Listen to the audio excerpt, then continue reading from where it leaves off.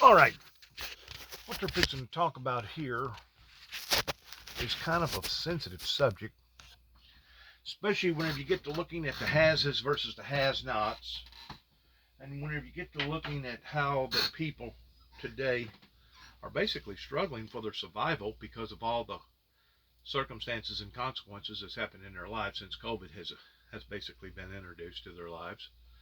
But what you're fixing to watch here is the the uh, the aftermath of that, in which what occurred 30 plus years ago towards a group of people here in Northwest Tennessee, as well as the White House, that thought that they was going to be able to outsmart God and God's people, and in doing so, they have brought condemnation, judgment, and their house has been left unto them desolate, pertaining to the things that are going on here in America.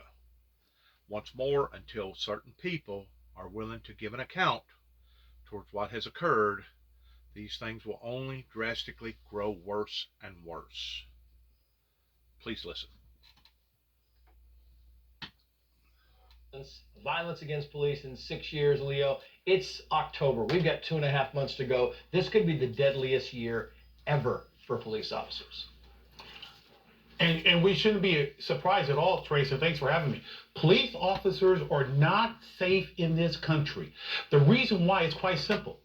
The Democratic and the soft on crime prosecutors, Trace, have not understood the impact of what crime has done on the quality of life. They're going to learn that lesson in November. But the 50 officers who made the ultimate sacrifice in the line of duty, it's devastating. And let's not forget the collateral damage. They're not coming home. Fathers, uncles, mothers, grandmothers will not come home because they were killed in the line of duty. And the biggest problem is simply this. These soft on crime prosecutors, Trace, have one thing in common. In Los Angeles, Chicago, New York, Philadelphia, they have one thing in common, Trace. George Soros. George Soros. Right. There is a fundamental ignorance of how devastating crime is in this country.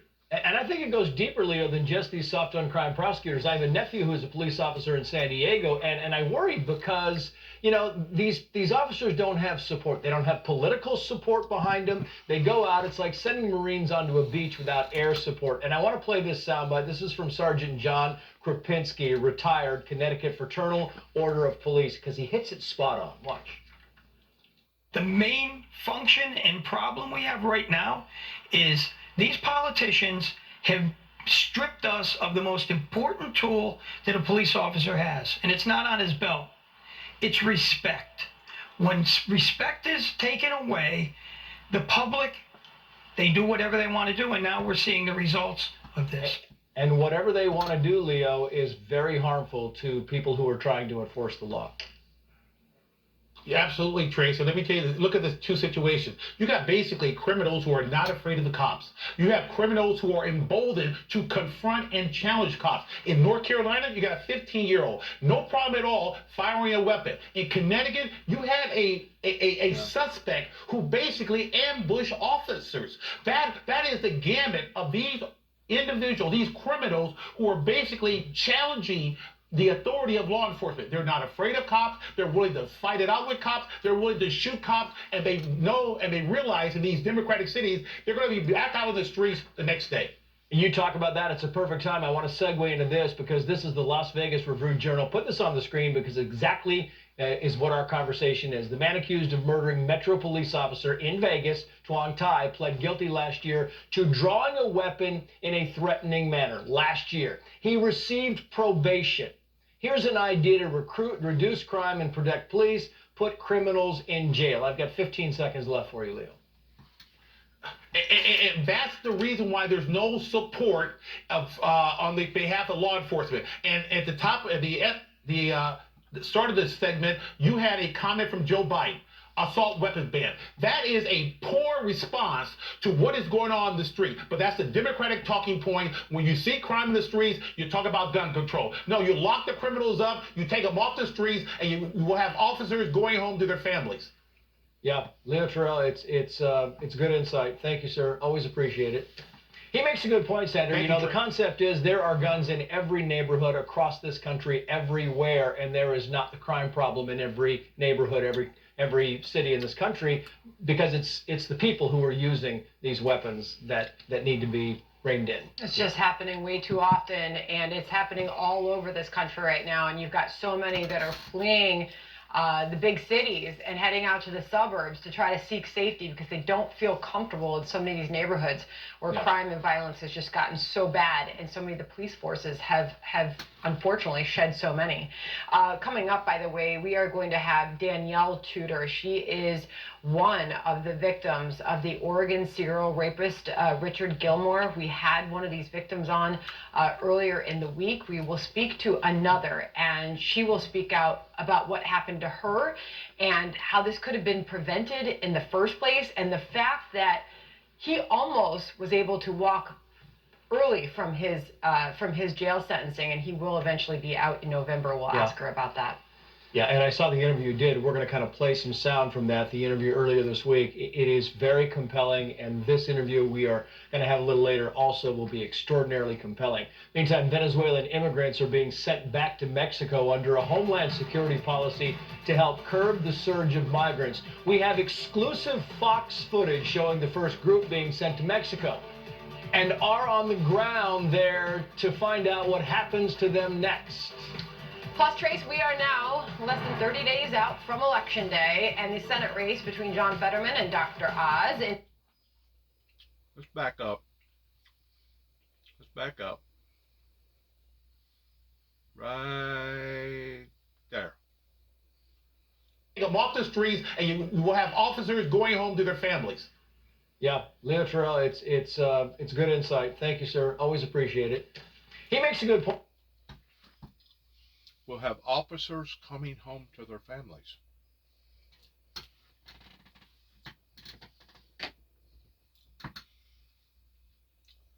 I want this to be a message directed towards the authority figures here in Northwest Tennessee, towards what the various people thought that they was going to be able to do and get away with.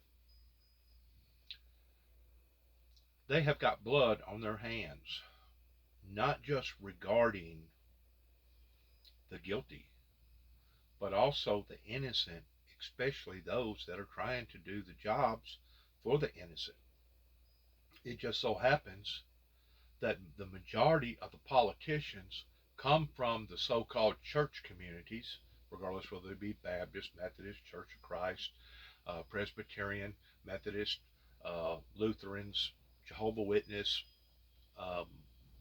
whoever and whatever, here in America, that the majority of these politicians has come from those churches. Go to church usually almost every Sunday, and usually hold a pretty high position in the church world, okay, in the community. These are the very people that not only have turned their backs on the police force today, but these was the very people that turned their backs on the police force 30 plus years ago. So any and every time any police officer, state, county, federal, whoever, walks in front of Weakley County Courthouse in Weakley County, Northwest Tennessee, in Dresden, Tennessee, they need to stand and look at the person that has helped to cause this, along with various ministers and politicians alike here in Northwest Tennessee, that has put us consequently in the position that we're at. They need to stand and look very, very carefully at that statue that is now sitting in front of the Dresden courthouse. That governor at that time had a big part in not only allowing for the testimony to get to the White House after 9 tapes had already been sent to the White House, because 9 tapes went to the Assembly of God Church right up here in Cydonia, Tennessee, that at the time who was ministering was Dwayne Thomas. Dwayne Thomas since then has moved out of the area because he don't want to have to face the embarrassment and the consequences on account of what took place going all the way back to 1988. But what went on in 1983 was just as bad, pertaining to a group of people over in Kenton, Tennessee, in Northwest Tennessee, in Obion County, that thought that they was going to be able to do something that was not only unprofessional, it was not only unethical, but it was immoral. And part of those people are still living. The vast part of them have died already. But some of the very people that was engaged in that little episode are still living to this day. Don Curry still living to this day. That was one of the initiators that caused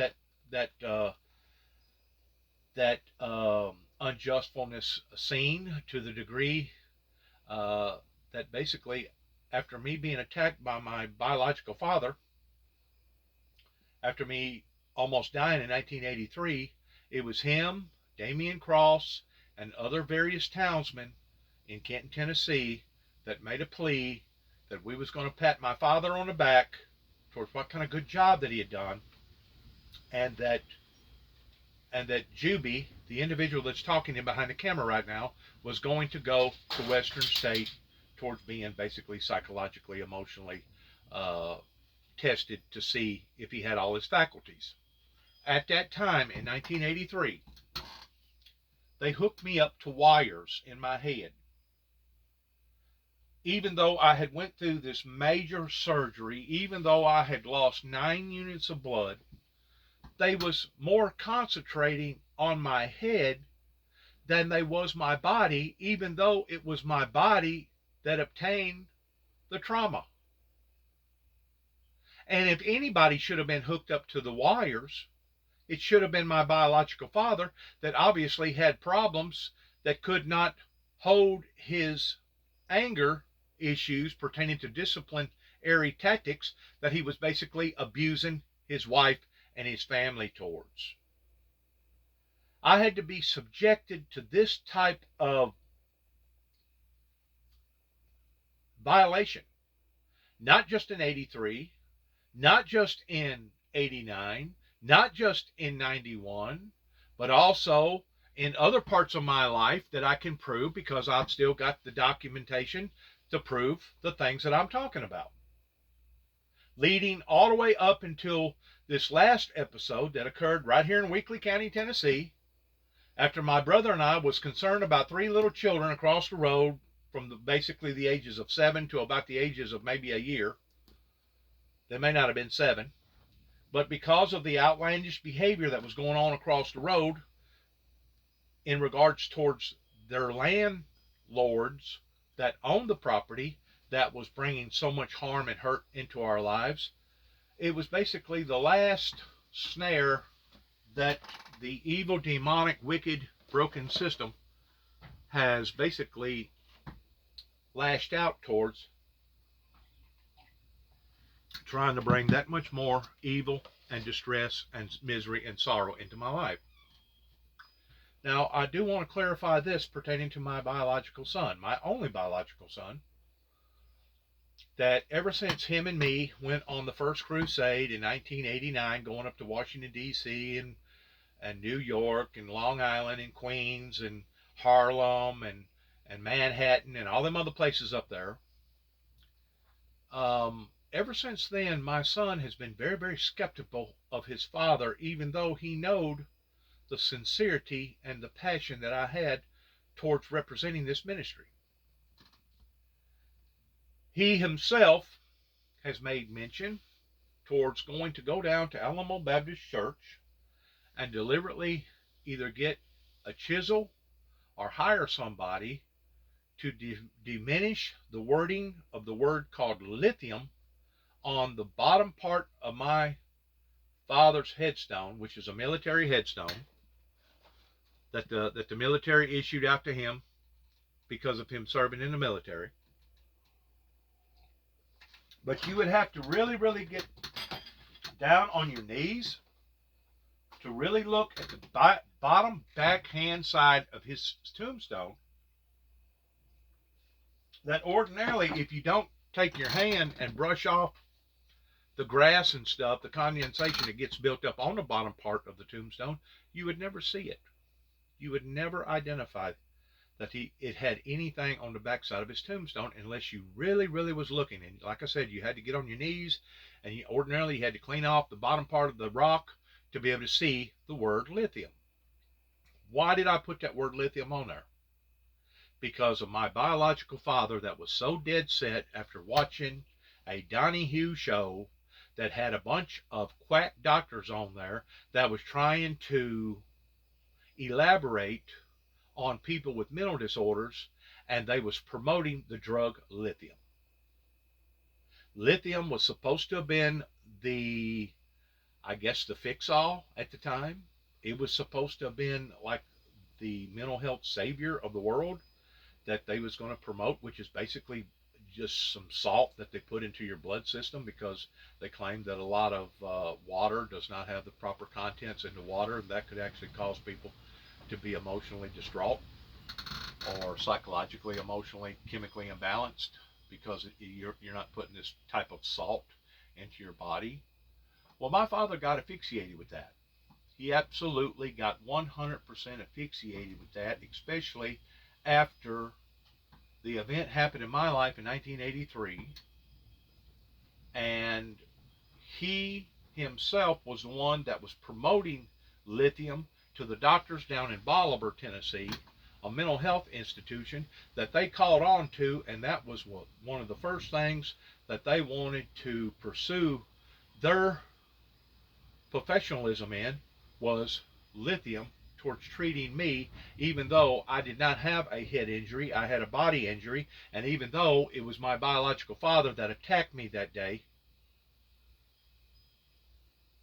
simply because I was trying to get my message out to the general public in sending some pictures to a agency, a TV agency out in California somewhere, similar towards Ripley, believe it or not, that at the time was taking people's testimonies of close encounters of death, and they was putting these testimonies on TV in the glory, not of the TV station, in of glory, not of the ones that went through what they went through, but in the glory of God, because if the supernatural event did not happen in their lives, they would not be here to be able to talk about it. Once my father identified that that was what my primary objective was towards sending out this material, that's whenever he went completely off the deep end and attacked me the night that his own brother had to pull me off of. That basically, if it wasn't for his brother, he may have very well finished me off, because he was up on top of my back of my head and back of my back, beating and pounding, while I was taking my body and covering up my stomach abdomen area, because I still had 64 staples up and down my belly. Up and down my belly. Like I said, the individual that took part in that is still living to this day. His name is Don Curry. He lives over in Rutherford, Tennessee. I don't think he has anything else to do with the law enforcement, especially since what happened in the little town of Trimble, Tennessee, after they basically charged him with dereliction of duty, towards him basically standing there and watching somebody get the far beat out of him that had to be hospitalized. That basically, I think the people sued the city of Trimble, and because of it, it left Don Curry liable, and he wound up losing his job on account of it, which rightfully he should have had. Anybody that would stand there and allow for somebody to dive into somebody like that, and him just standing there, and he's supposed to be a police officer of the peace, a police officer of the order, and just sat back and watched it. Well, keep in mind, this was the same police officer that decided to pat my dad, Bobby Jackson, on the back, while impugnating penalty and punishment to me, even though it was me that went to Kenton, Tennessee, to City Hall, towards trying to get some sort of help from that agency over there, that law enforcement agency. That's what occurred in my life in 1983 that snowballed each and every event that's happened in my life. And like I said, I can prove it, leading all the way up until the fact of me moving back here in 2014 and law enforcement basically doing the exact same thing here in Weakley County as they did over there in Kenton, Tennessee, which was based around dereliction of duty. Even before I come back here, the situation with my family and other family members in this community, kind of like the Hatfields and McCoys, should have already been settled one way or the other. That way, whenever I come back here, I wouldn't have had to come back here to a beehive. But instead, in 2014, coming back here, trying to revent, coming back here to the property that we fought so hard to maintain and keep. It's not but an acre and a half, but it belonged to my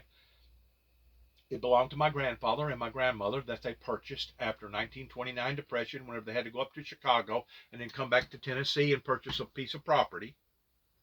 All the rest of it has been taken from us illegitimately by the nursing home in Weakley County.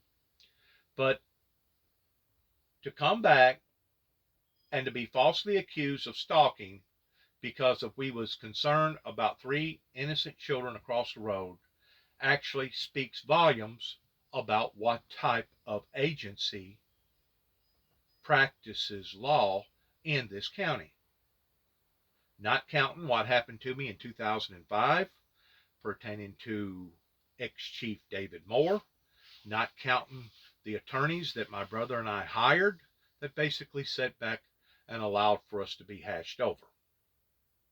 It speaks volumes about what type of backwoods justice that you get in these little counties down in the South. And I don't know, it may happen all over the countryside depending upon who you are and what type of reputation that you got, and whether or not your parents was wealthy or rich, or you had a big farm or a little farm, or you didn't have no farm. But all these factors that I'm talking about should not be there at all. But it was in my case, because they basically allowed for my brother to be taken down by this family that I'm talking about and almost get executed on his own property by his own gun whenever Judge Tommy Moore kicked it out. In addition to what they tried to do in 2005 in my particular life, after passing out Bible literature to an individual, that they decided that they was going to mark me towards falsifying files, which has terrorist type implications according to their law books, indicating that I was either in a theater crying fire, fire, fire, or I pulled down a fire alarm. And I've never done none of the above. Didn't do none of the above the night or the day that they come after me, the night that I supposedly caused this type of concern with the Martin PD. Since all these occurrences has taken place, I have made it a point to make it public, putting out on social media platform in regards towards the things that has occurred, leading to where we are right now today with all the police brutality that's going on all over the world, especially here in America, and all the injusticeness that's happening, beginning with, I guess, what topped it off, the cream on top of the pudding was George Floyd, that I have a monument out here in the corner of my property representing right now. That's probably absolutely despisable to this particular community, because whenever I was growing up around here in this particular community, they were so prejudiced that if a black family decided to come and live here, they would run them out either by a burning cross or a noose hanging from their porch. So they're very, very prejudiced in this particular area, and you'll find pockets all over the South that's similar towards this, being against the black race, that my father himself and his father's father was basically against, because of the way that they was taught throughout the period of the Civil War with Nathan Bedrick Forrest. So every time a lawyer, a police officer, don't matter if it's county, state, it don't matter if it's Principality of Martin, Principality of Greenfield, Principality wherever, every time they walk up to Dresden Courthouse and they look at the damage that the tornado brought to them, that's now going on a year, coming up on a year anniversary, 2 weeks before this Christmas this year, they can now look at the courthouse and look at an image of the very person that helped to bring this type of disorder, this type of unjustfulness, this type of crime and humiliation and embarrassment to the American people's lives. Not counting the people over in Kenton, Tennessee, that basically took a part of the same thing. Whenever it comes to accountability issues, I promise you, God will be the liberator, and it will be God that liberates his children from this unbearableness that now has befallen the American people in some form or fashion. And the horrible thing about it is, it's not just befallen the American people, but it's befallen upon to the world. The whole world. Let's listen to this again. Point, Senator, you know, the concept is there are guns in every neighborhood across this country, everywhere, and there is not the crime problem in every neighborhood, every city in this country, because it's the people who are using these weapons that need to be reined in. It's just happening way too often, and it's happening all over this country right now, and you've got so many that are fleeing the big cities and heading out to the suburbs to try to seek safety because they don't feel comfortable in so many of these neighborhoods. So where are they going? She said they was going to suburbs. What suburbs? Where are they going around here? They're heading to a neighborhood near you, just like the Walmart slogan. And if they can't come into your neighborhood and legitimately get what they want, then they'll take it illegitimately. That's where we stand as a society.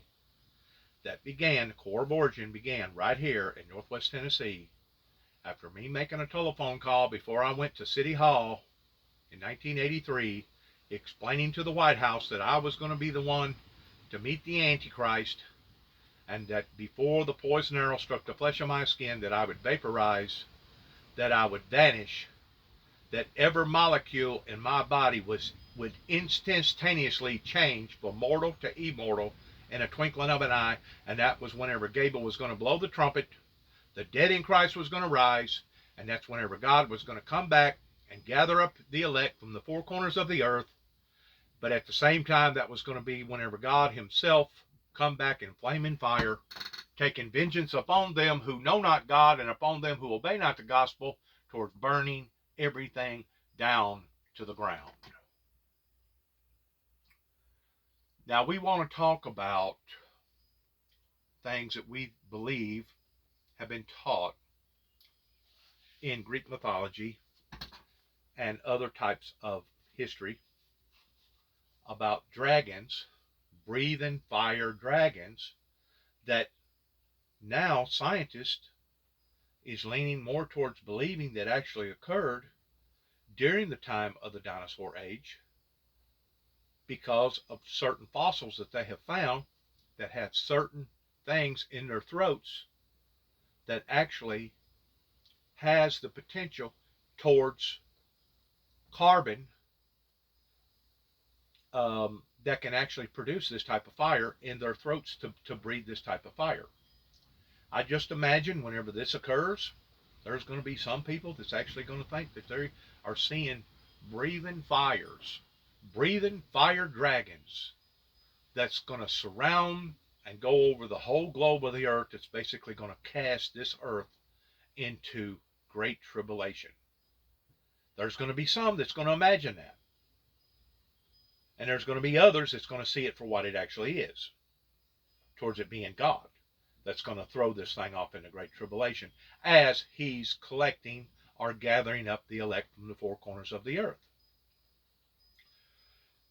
For some strange reason, my son, even to this day, because he just come and visited me yesterday because he had to go to Hickman, Kentucky to bid out a job, a concrete job. And while he was over here, he decided to come and visit me, which I'm glad he did. But he stopped at Alamo Baptist Church and decided to give his grandfather a view and look at his grandmother's grave and look at his great-grandmother's grave and look at his uncle's grave and different people over there that's buried. But whenever he come back here to the house about 10 or 15 minutes later, one of the first things he said, well, it ain't going to be that difficult for me to erase that name off of my grandfather's tombstone. And you know, I really didn't emphasize a whole lot on it because I've done already heard his feelings towards what he thinks and what he believes. And he's basically been bought into a lie about his grandfather. The only thing that I said to the boy, or the young man that's now 43 years old, my only biological son, I said, it's like this. Your grandfather not only attacked me in 1983 the first time, but he attacked me the second time after that I explained to him, because of his obnoxiousness about lithium, that after he died, that I was going to have an engraver come down to the cemetery and actually engrave the name lithium on the bottom part or somewhere on his tombstone. And that's whenever he come at me, he lunged after me, he hit me right in the middle of the rib cage, right where that little doodad is that hangs down, and he knocked the you-know-what out of me to the point that I had to walk around for probably about 3 months with that thing hurting. He was sore because he possibly even broke it, I don't know, or bruised it really, really bad. But in exchange of him hitting me, he said, and if you do, I'll come back and haunt you. Well, since I've thought this thing through, I realized that my father's words has and did in fact come true. And the way that it's coming through is pertaining to my son, which would be his only biological grandson, that ever so often he's determined that he wants to torment me over me putting that name on his headstone, even though I was the one that told my father that I was going to do it before I ever done it. So am I being haunted by James Robert Jackson through my son, which would be his grandson? Absolutely. Absolutely. So I'm being haunted by the old man every time my son comes down here and he has something to say about what that I had done. It was shortly after my brother died in 2017, whenever I was down in Alamo Baptist Church, and they had somebody down there at the time that was doing several headstones. They just don't make a trip down to ordinarily a cemetery just to do one particular headstone.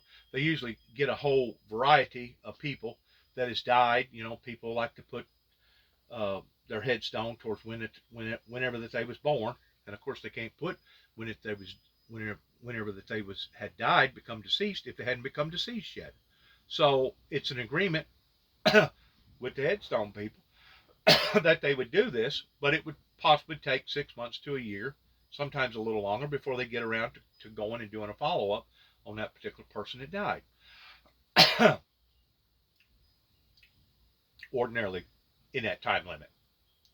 Why this individual was down there, I talked to him, I gave him some money. I think I gave him some money, then again he may have done it for free. But anyways, I persuaded him towards who my father was. I showed my identification to him, and I explained the situation to him. He said, you know what, Dennis? He said, I'll gladly do that for you. If that's what actually occurred in your life, pertaining to your father attacking you and trying to take your life after your life comes so close of being taken, and then while you was recuperating about 2 or 3 months after you got out of the mental institution, he attacks you again because he's steadily poking at you about lithium, lithium, lithium. And of course, whenever I went down to Bolivar at the time, they wasn't promoting just all lithium. They also was promoting Thorazine. Thorazine is a well-known psychiatric drug that basically puts people in a state of a zombie type state, to the point that if you take enough of it, it can ruin your sexual appetite, it can ruin your sexual drive, and it can also destroy your mental capability, to the point that you walk around slobbering all over your shoes, bumping into a rubber room from wall to wall to wall, not knowing who you are, where you are, or what time of the day that it is. That's exactly what my biological father, James Robert Jackson, intended to happen to his son.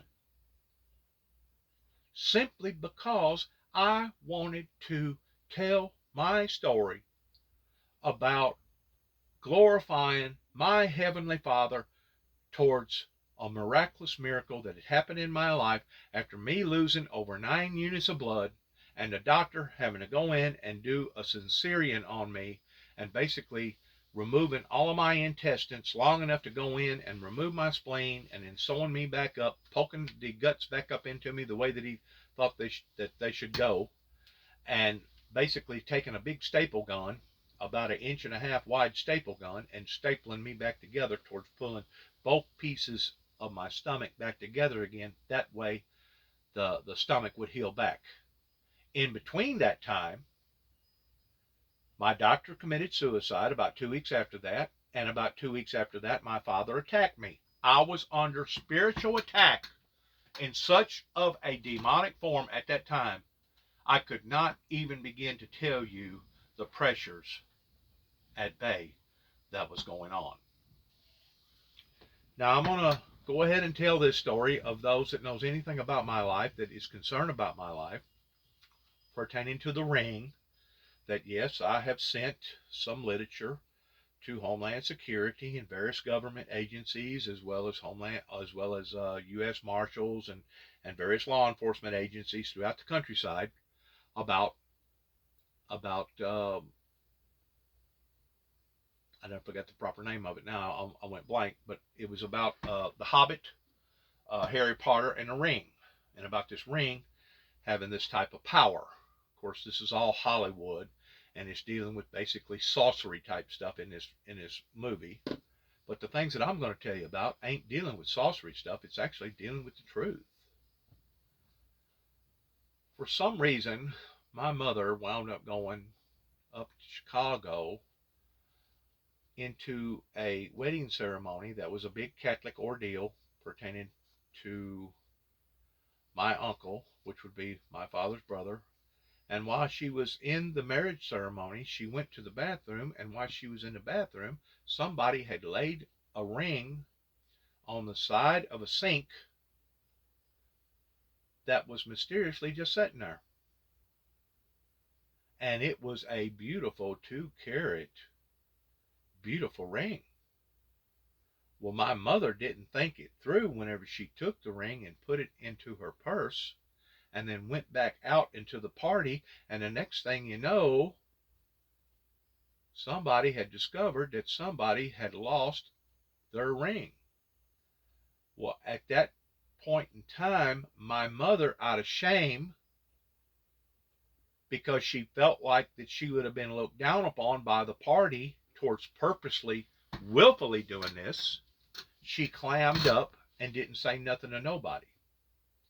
And she felt guilty about that ring the rest of her life, because she did not go ahead and forfeit the truth in telling, I guess it would be her niece or her distant niece, about the situation that she had found this ring, where obviously she had washed her hands. She didn't want to get the ring messed up, and she forgot to put it back on her finger.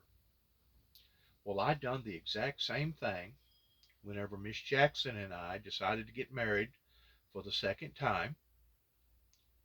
And we got married by the mayor in Madison County that operated the Jackson-Madison County town there. And about, give or take, about a year or so later, I decided to go on another crusade towards passing out a lot of material. And while I was down in the lower part of Jackson after a tornado had come through there, I basically done the same thing. I took off my ring because it was a nice wedding ring. She bought both the rings, matching set with a cross on it. Laid it down to wash my hands and mysteriously forgot to put it back on my hand. Well, whenever I got back home, she noticed the ring not being on my finger. Where's your ring? I don't know. I thought, oh no, I took that ring off whenever I washed my hands, whenever I was in a gas station down there in Jackson. Well, she said, well, you can go and try to look for it, but I guarantee you it ain't going to be there. And sure enough, whenever I drove all the way down there, it was gone. It was gone. Somebody had taken it, and they had put it in their pocket and went away with it. Basically the same thing that my mother had done whenever she found the same diamond ring. Well, whenever I explained the story to my wife at the time, she acted like that it hurt her feelings, but she said, I'll tell you what, I'll buy you another ring just like it. So she did. About a month later, she bought another ring just like it, a wedding ring. Wasn't no expensive ring. I think at the time it may have been worth $200 or $300. but it was the principle in behind the ring, towards wearing the ring, towards it being your wedding ring, the vow that you took whenever y'all got married the second time. It was a promise unto God, and that's what the ring represents. Well, since those two occurrences have taken place, there has also been another occurrence in my particular life in an indirect way, just to give you some sort of an ideal how people don't think it through towards how harshly other people are going to feel about other matters, was the fact that my son proposed to his girlfriend about a month and a half ago now, or right around a month, whenever Queen Elizabeth died, in the middle of a 1,000-year palace over in the UK, kneeling down and offering his hand to his bride now that has accepted his invitation, with a ring that my first wife had originally been given after her and I went through a divorce, after me being crippled up, after falling off of a 4-story building, and after me catching her in Tony's Pizza in Martin, Tennessee, with a bunch of Arabs, Pakistanians, whatever. This particular individual that she married, within about 6 months after she had married him, had a horrible, horrible, bad motorcycle wreck. The motorcycle wreck was so extensive that they basically had to put this guy on life support at first, and then there towards the last, he was basically just a vegetable. A literal vegetable. Of course, my son at the time was just, a little bitty tot, maybe 4 or 5 years old during the time of all that. But she gets on the phone and she calls up her people, because their people had I guess you'd call it a practice, that if anybody went through the school exchange services and come to America and fell in love with an American girl and married that American girl, that it would be considered an insult to the family and that they would disown them. And that's basically what my first wife, which was my divorced wife, was dealing with pertaining to her second husband that come from the Arab Spring area over in the Middle East.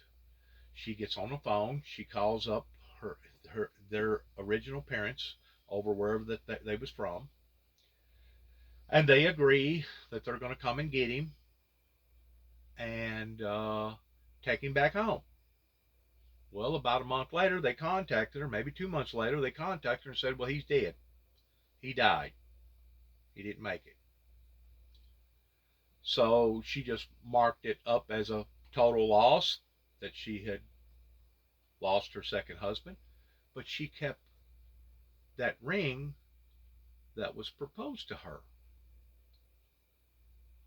That was the very ring that my son used to become bonded with the second wife that he currently has now today, that is in fact a Ukrainian, that put on his own wife's finger, not understanding or even beginning to consider my feelings towards how would I have felt in knowing that he was using the very ring that basically stole my first wife from me. Because I was targeted during the time that I was crippled. I was trying to get over 2 broken legs, 2 crushed ankles, 3 crushed vertebrae, 2 ruptured discs, 2 broken arms, laid in the hospital 6 weeks, 3 days flat on my back, down here in Jackson, Tennessee, in Madison County Hospital. And it took me a while to finally get over all that. And whenever I say a while, I'm talking 3 or 4 or 5 years. I had to learn to walk again. And I'm fortunate today that I even can walk without having to use some sort of a walker or some sort of an aid. But I guarantee you that's never even entered into my son's mind. Just like it's probably never entered into my son's mind the fact that he is using the very item that basically caused his mother and myself a divorce, that he's using now the very same item, which was the Arab ring, towards bonding them two together, that destroyed my marriage. Whenever you get to looking at the ring in my family, there is a significant barrier pertaining to the bonding or the holy matrimony that was made during the time that it was made, if you truly know all of my story pertaining to the who, the what, the when, and the why. And I hope that whoever gets a hold of this particular material will understand that, and they'll also understand that it was certain people that took it upon themselves here in America.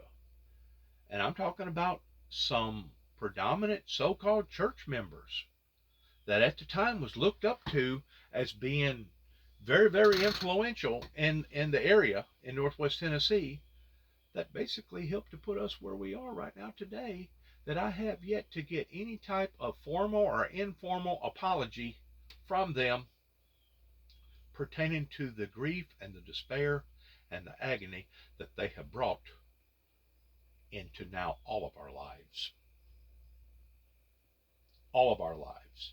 And whenever it comes to the insensitivity of people being insensitive to other people's feelings, I tend to wonder if the people that I'm talking about right now actually are qualified to be able to look and understand other people's emotions and other people's feelings towards how that they would feel if they said this or done this or acted this way.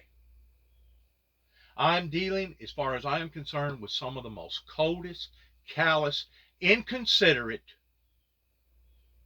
degenerate people that America has ever brought forth, pertaining to the baby boomers and those that's basically my age or a little bit older, that was a part of this movement that thought that they was going to get away with this. And to think that it has bled down to my son to the point that, like 3.5, 4 years ago, I was trying to do a good deed for my son. I went down to his house there in Millington, and one word led to another. After me giving him $400 or $500, maybe it was $600, gave him an air gun and some other items. I think I gave him a Thanksgiving, along about this time of year, I gave him a Thanksgiving thing. And to think that I had to basically wave off on never coming back to his property again, even though he had come back to this property, which is part of his property too as well, because it's part of his inheritance.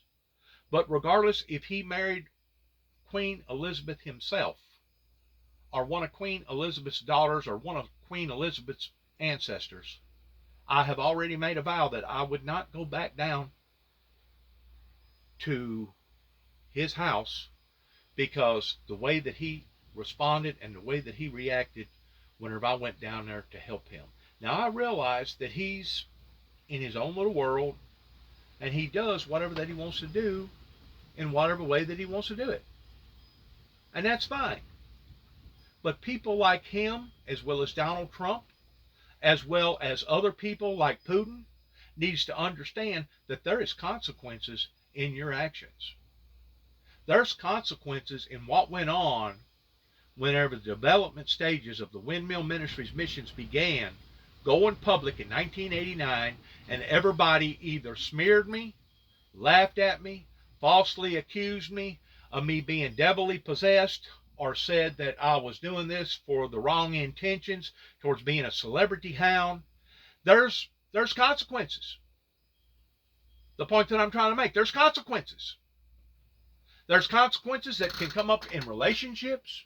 There's consequences that can come up in commitments pertaining to oaths. There's consequences pertaining to what happens to a society that responds and reacts this way, beginning at the White House with Ronald Reagan's administration, where 9 tapes wound up going that Homeland Security was such of a part of towards wanting to resist and even use malice, unconstitutional ways towards destroying the very individual that's talking to you right now. There's consequences. And what you're hearing right now pertaining to the police officers and respect and pertaining to all the violence, this is part of those consequences. I thought I would share that about the ring. That way, whoever has taken a little bit of time towards listening to any of my material, to understand that I was not just throwing that out there pertaining to Harry Potter and the ring being powerful, because rings do have power. They have power in the sense of making commitments. Whenever you make an oath to somebody and you promise to be faithful to them, and then you break that oath, there's consequences in breaking that oath. And I had made that oath to my third and fourth wife, which was the same, by me marrying her twice. And I was projecting my life in the most faithful, duty-fied way up until whenever God the Father convicted my life, and I resubmitted my life back over to the Holy Father in 2005, and I went up to Land Between the Lakes to clean out the sacred site, and whenever I come back, my home was completely destroyed because Satan had went in and taken all the beds, all the linens, all the utilities, all the clothes, all the lampshades, all the pictures, and taken it out of the very home that I had committed to towards being home, simply because I went up to Kentucky on a church retreat, a 3-day, 3-night, or a 2-day, 2-night church retreat. Whenever I come back home Sunday afternoon, my whole life had basically been destroyed or turned totally upside down after me making a commitment with this woman again the second time, and basically getting involved with a mini farm, 5-acre plus acre piece of property over on Juneau Bargaining Road in Henderson County. That after all that work, after all that time, after all that commitment, after all that money was thrown down the drain, because she had told me, she had promised me, that if I ever stood back up for the Holy Father once more again, after us being chastised, openly, publicly chastised by the First United Pentecostal Church in Jackson, Tennessee, the Lighthouse Pentecostal Church, by a Brother Brown and his son, Richard Brown, she told me that if you ever stood back up for the Holy Father again pertaining to this message that obviously you're dead set towards wanting to deploy or put out to the American world, or put out to the world, the American people in the world, she said, I will leave you no questions asked. So in reality, did Miss Jackson, that married me the second time, that talked me back into her bedroom, did she really ever truly love me? I don't think so.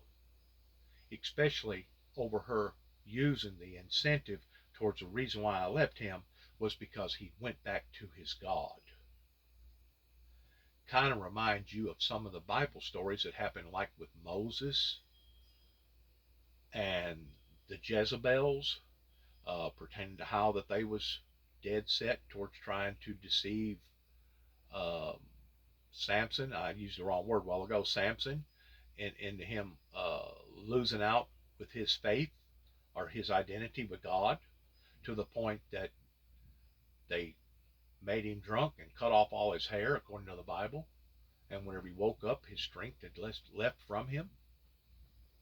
You see, the same type of acts continue to be performed upon to various God's people in one way or the other. That's basically just a repeat of that in which what had occurred before. Just like my family, my father and my 2 older brothers and my son, and my wife, that at the time was my wife. In 2005, the way that they retaliated against me, they get out here and they spread all kinds of malicious stuff about me. They tell all kinds of tales about me. And of course, by and large, people rather believe the worst about somebody than they would the best about somebody. And they had fed into all this stuff. And then whenever I come back in 2014, I had a mess that not only had been generated by a certain family or families here in the community pertaining to my brother, that was the only remaining sibling that I had left after my father, my older brother, had died. But as David talked to me about, he said, Dennis, he always called me Juby.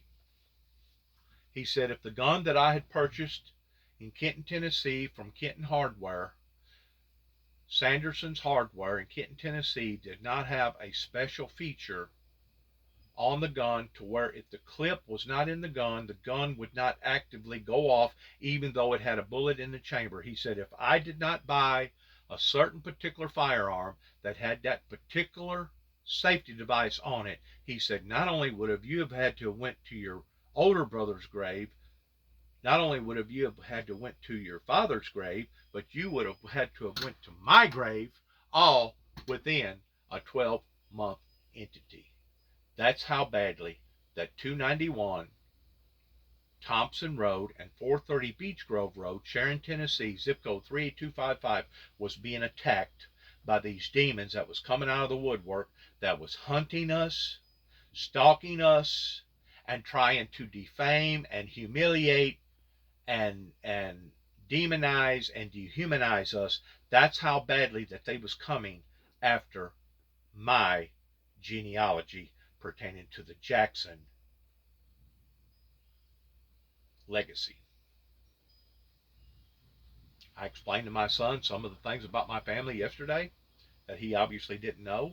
And I said, I don't know if it was because we crisscrossed up with the Davises, or it was possibly because of all the Indian blood that was in us, or it was possibly because of a generational curse that fell upon to my father's generation pertaining to his great-grandfather that brought upon to the Jackson race pertaining to hanging all the people that he was hanging down here at the time that he was working for the state of Tennessee, basically in the early 1900s before the 1929 Depression.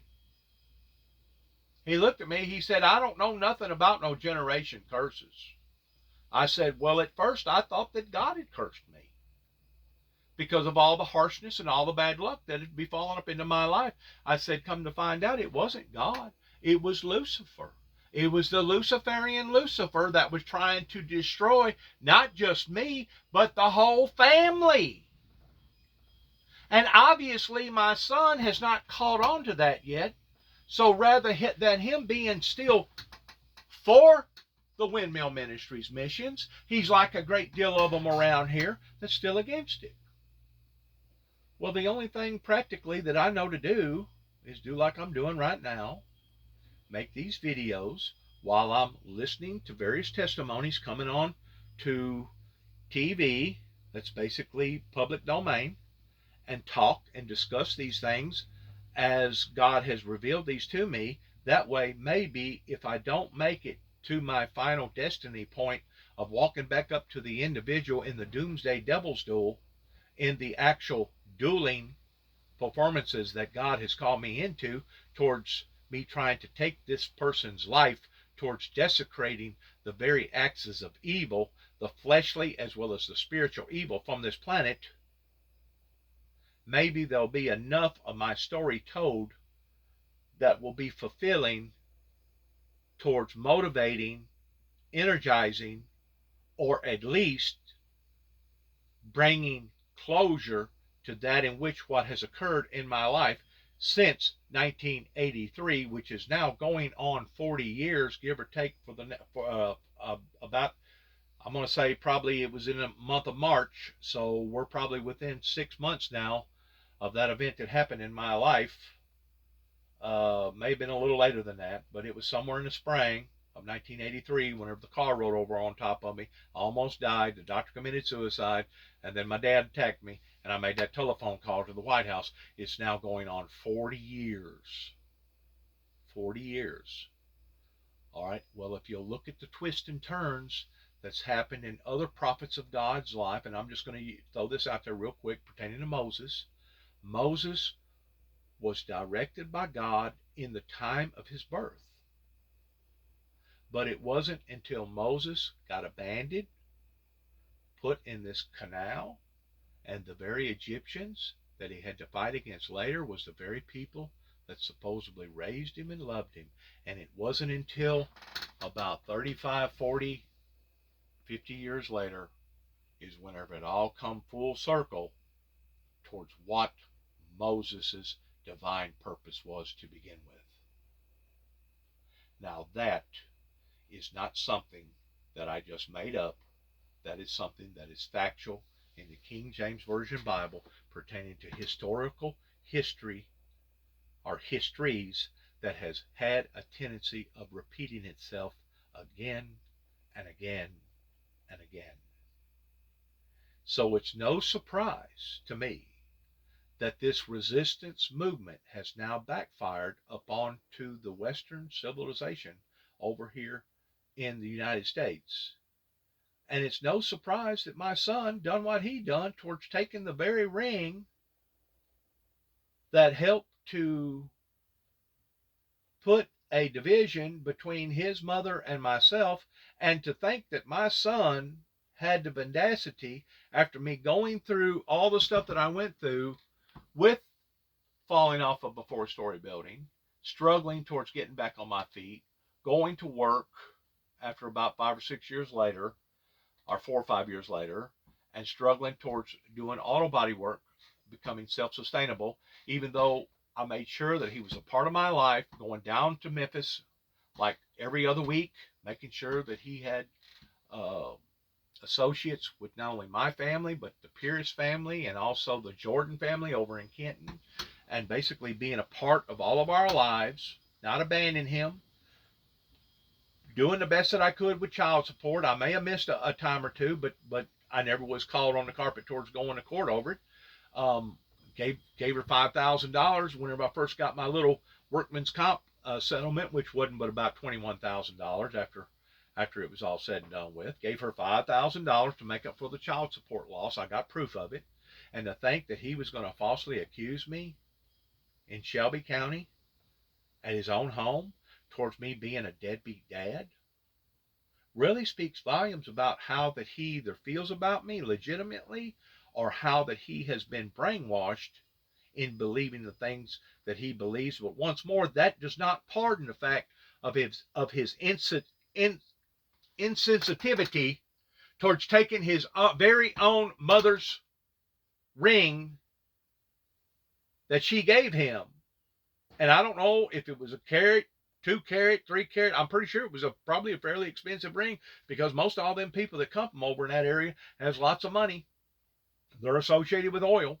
So I'm pretty sure it wasn't no Chinchi ring that he put on her finger. But to think that he didn't think that through towards, I wonder how Dad would feel about the ring. Now, he did ask me about how that I thought about bringing a child into the world.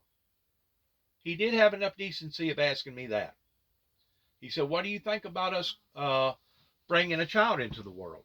He said, I really don't know about putting my faith in this system, and putting my faith in the government, and putting my faith in what's going on right now in society. I said, Nicholas, I said, I don't have faith in none of the above, but I'm going to tell you who I do have faith in. I have faith in you.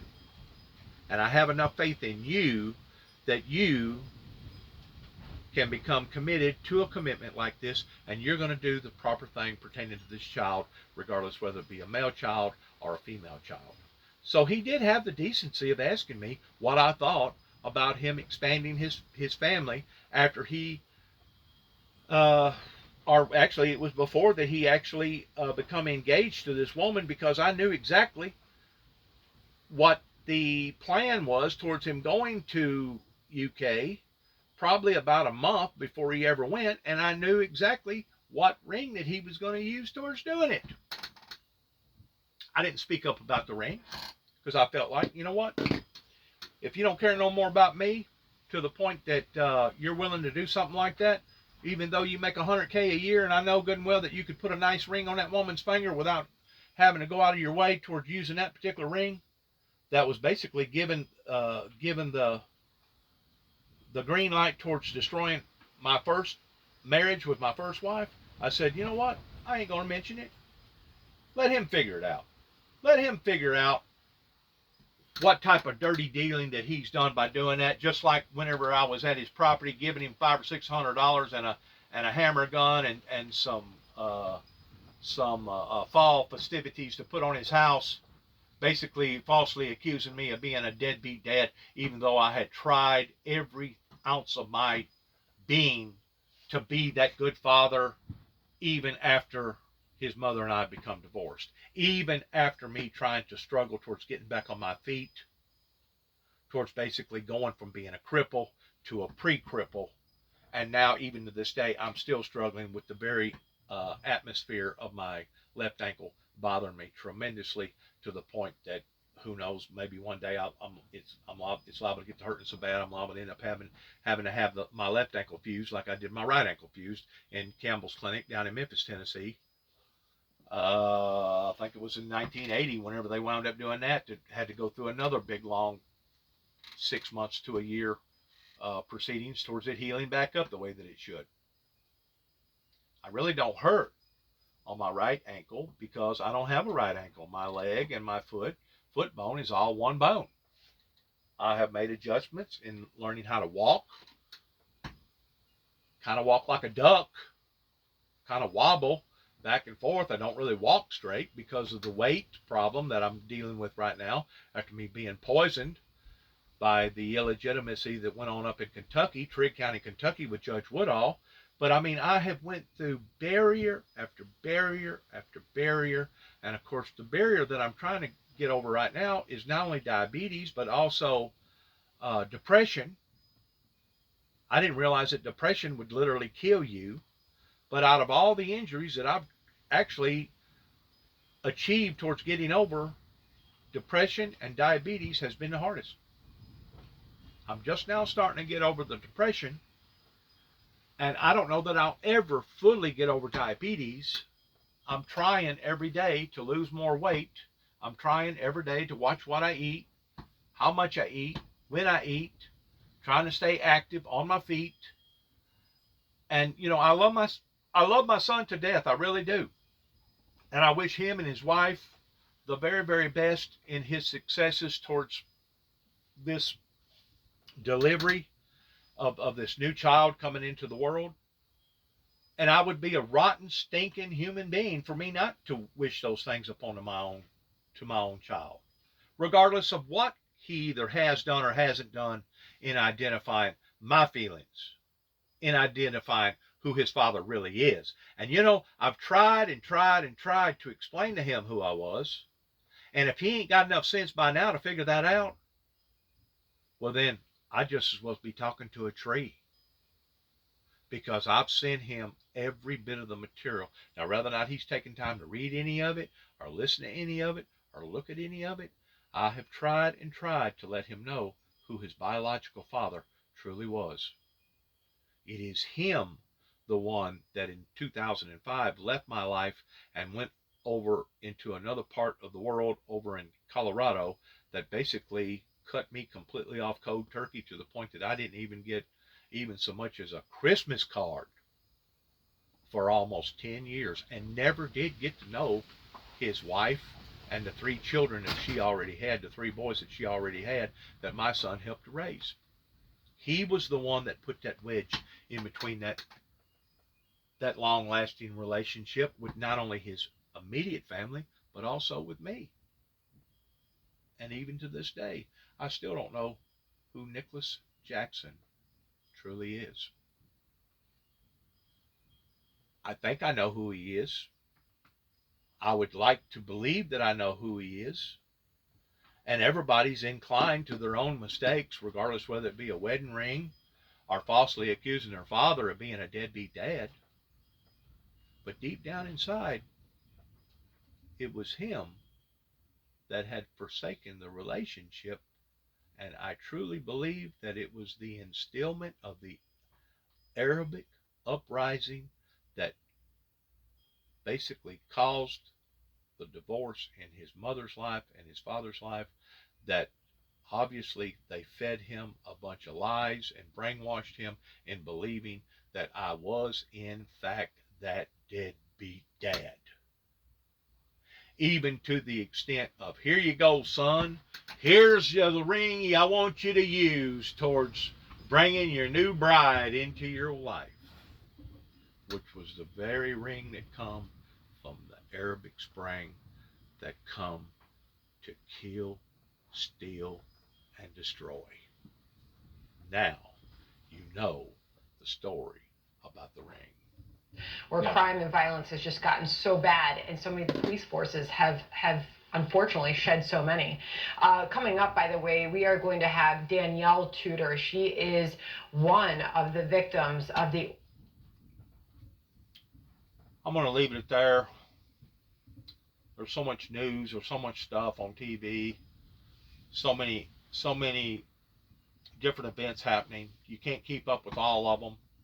And I don't want to bore my audience to the degree that they basically turn me off because I'm trying to explain too much to them. But I do want to say thank you for allowing me to talk. Good luck to all of us. Good luck to America. God bless America. God bless our troops. God bless America's endeavors. And as I've said before, I'll say again, Shalom.